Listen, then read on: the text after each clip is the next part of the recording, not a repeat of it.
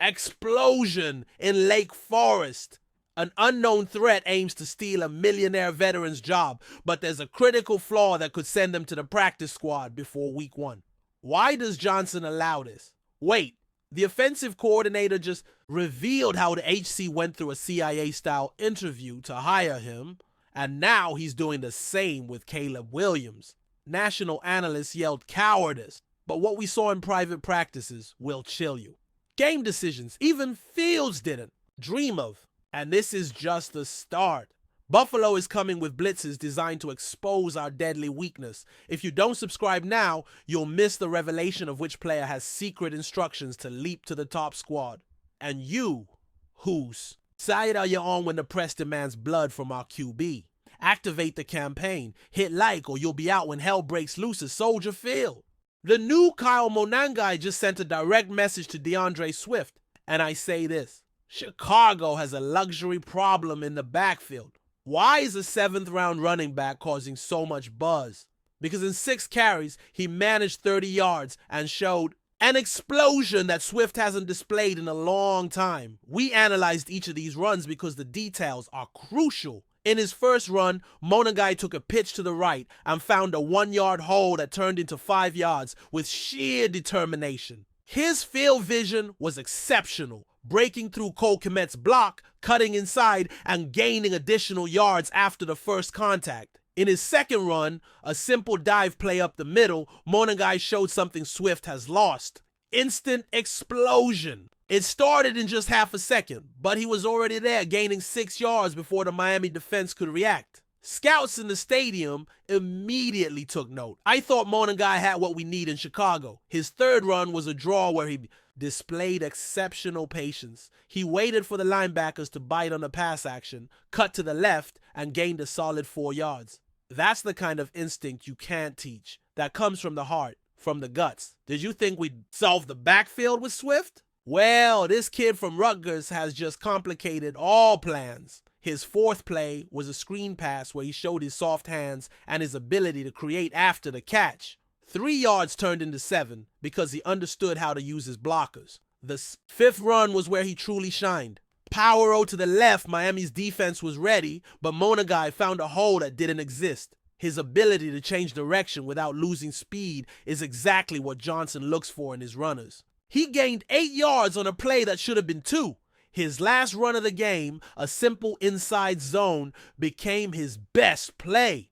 4 yards by the books, but the way he broke 3 tackles was spectacular. Miami's defenders knew the run was coming. They were ready and still couldn't stop him cleanly. Ben Johnson must be thinking about how to integrate this surprise into his offensive schemes. Remember how he used DeAndre Swift in Detroit? Johnson needs multiple weapons in the backfield, and Monagai just showed he can be that second option that makes the attack unpredictable. But here's what really worries me. His pass protection was an absolute disaster. How can a back be so dynamic with a ball yet so lost in protection? Pro Football Focus gave him one of the lowest grades they've ever recorded, and that's something that doesn't fly in Chicago. Let's get into the nitty-gritty because this is what truly matters. On his first protection assignment, Monagai was responsible for a blitzing linebacker through the A-gap. What did our rookie do? He lunged too early, completely off angle, and the linebacker sidestepped him like a practice cone. The quarterback had to scramble to avoid the sack. The second protection play was even worse. A 4-man rush, nothing complex, and Monagai had to identify the Mike linebacker and adjust his protection accordingly. Not only did he misidentify the Mike, but when the defensive end came at him, he completely lost balance and ended up on the ground. 2 rushes hit the quarterback free. The third one, forget it. A simple twist between the defensive tackle and end, a basic NFL play any professional back should handle. Monagai completely bit on the first action, leaving the defensive end wide open, and the quarterback had to throw the ball under immediate pressure. What kills me is that in college, this wasn't such a big issue. At Rutgers, Monagai handled basic protections without major difficulties. But the speed in the NFL is different, the complexity is another level, and defensive coordinators will attack that weakness until he fixes it. And you know why this is crucial?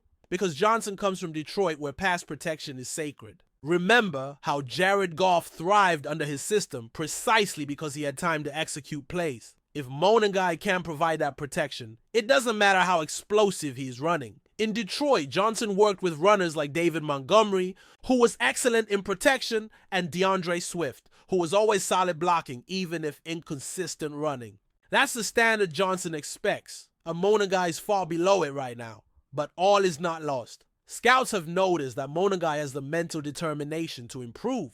During practices after the game, he stayed extra time with the running. Backs coach reviewing protection fundamentals he should have mastered since the draft. If Monagai doesn't improve there, it doesn't matter how explosive he is running. In this league, if you can't protect your quarterback, you don't play. Period. And Johnson knows this better than anyone because he saw what happened in Detroit when protection failed. Competition in the backfield is also fierce. Rashan Johnson, who had been the favorite for the backup position, is dealing with a mysterious foot injury that's limited him throughout preseason. Coaches haven't revealed the exact nature of the injury, but sources close to the team suggest it's more serious than initially thought. And don't forget about Ian Whaler, who's returning from an anterior cruciate ligament tear suffered. In 2024, his comeback has been solid, showing the same speed he had pre-injury.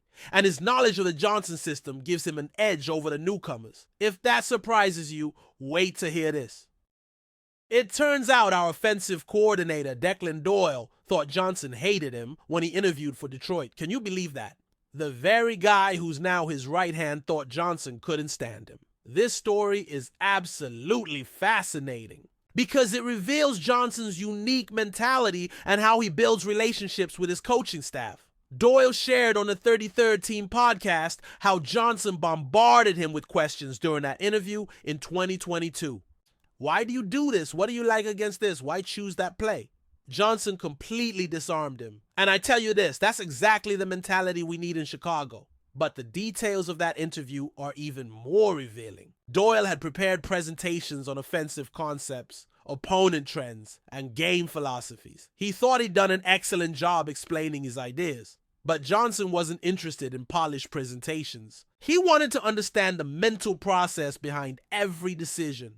Every time I presented a concept, Doyle recalled, Ben immediately asked about countermeasures. If I said I liked using pick plays on 3rd and short, he'd ask how I'd react if the defense rotated coverage. If I mentioned a run-pass option concept, he wanted to know how I'd read specific defenses. Johnson's intensity during that interview was such that Doyle left convinced he'd failed miserably. I felt every answer I gave spawned 3 more complicated questions, he explained. Ben didn't accept superficial or generic answers. He wanted depth, specific details, and hypothetical scenarios I hadn't considered. Realize what this means? Johnson doesn't accept superficial answers. He wants to know the why behind every decision, and that's what separates great coordinators from mediocre ones. It's not enough to know what to do. You need to understand why it's done and when to apply it. The fascinating part is that after not getting the job, Doyle and Johnson kept in regular contact. Johnson respected that Doyle stayed in touch and kept sending him offensive concepts and ideas. We exchanged ideas on formations, route combination concepts, and ways to attack specific defenses, revealed Doyle. That relationship developed over 2 full years. Johnson watched how Doyle evolved his ideas, how he incorporated new concepts, and how he responded to defensive trends emerging in the league. When Johnson was hired in Chicago, Doyle was his first choice for offensive coordinator. I believe this revelation tells us a lot about how Johnson handles his players. Have you seen the tensions between him and Caleb Williams during practice?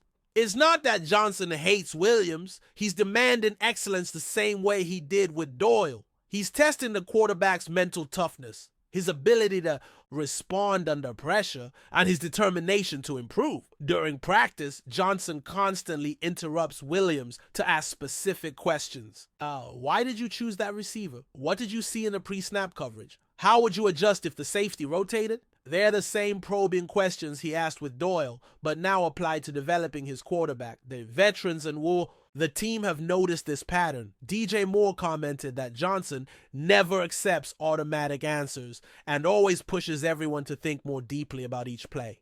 Keenan Allen added, Ben wants you to understand not only your responsibility, but how your responsibility affects everyone else on the field. But here comes the really crazy part.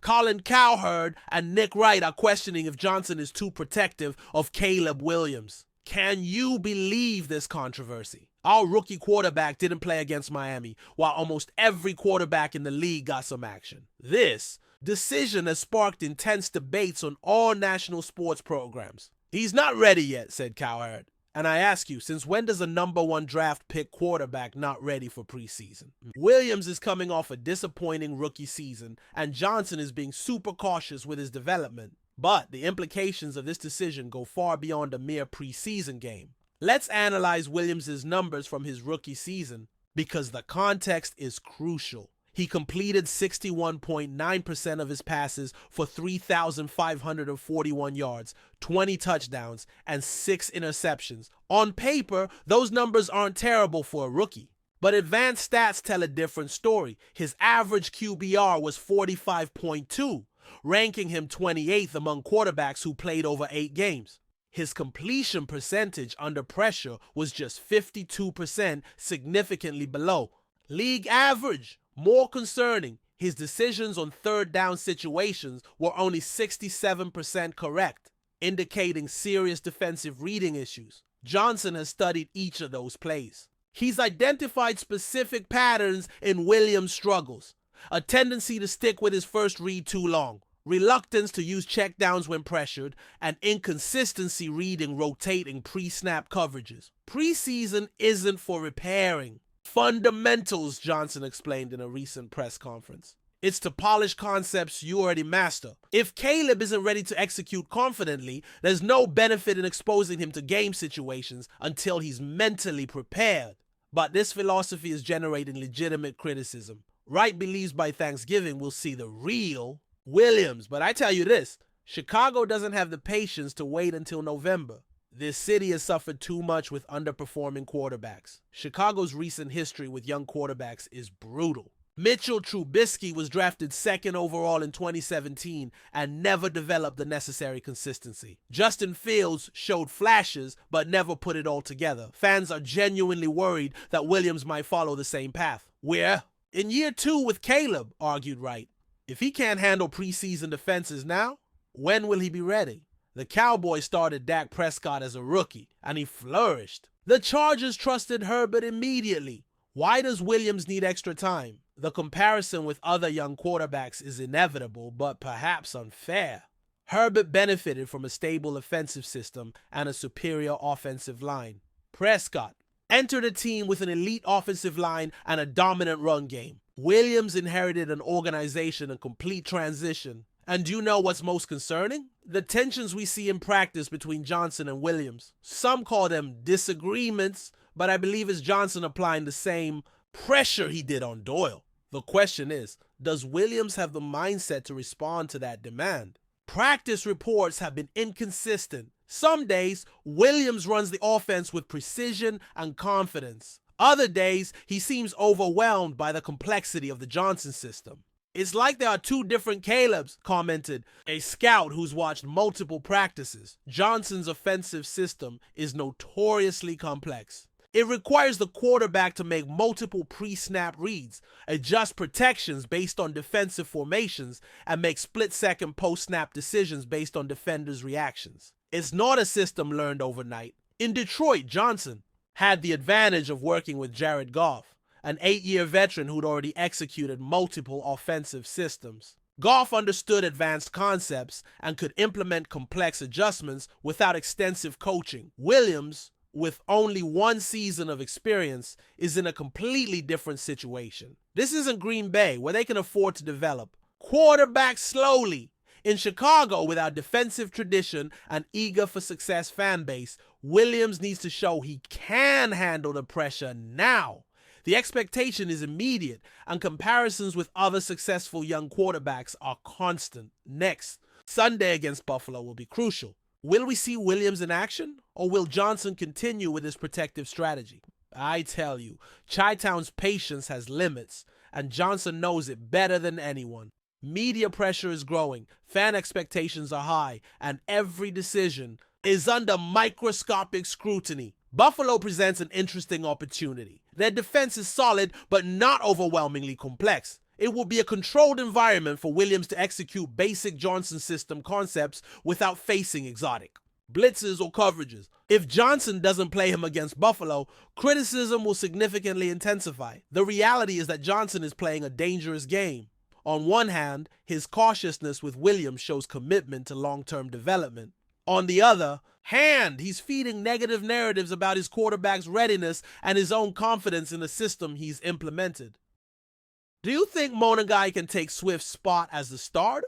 Is Johnson being too protective with Williams? Or is it the right strategy? Are Johnson's extreme demands exactly what Chicago needs? These are the questions defining the future of our Bears, and I need to know what you think. This community has become a family living and breathing navy and orange, and your opinions matter more than any national analyst's. Monagai's situation is fascinating because it represents everything we love about football. An underdraft exceeding expectations with pure heart and determination. But it also shows the brutal realities of the NFL where talent isn't enough if you can't execute all facets of the game. The drama between Johnson and Williams is more complex than it seems on the surface. It's not simply about protecting a young quarterback. It's about setting excellent standards that will define this organization's culture for years. Johnson is betting his reputation that his method will work, but the clock is ticking. Give a like if you think Johnson is handling the situation well. Subscribe if you think Williams needs more pressure, and comment on which player excited you most this preseason. Because tomorrow we'll have more explosive news from Chicago, and you can't miss what's coming for our Bears. We are Chicago's voice on YouTube. We're family, and together we'll see how these Bears return to glory. Bear down, Chi-Town. See you tomorrow with more Navy and Orange Fire.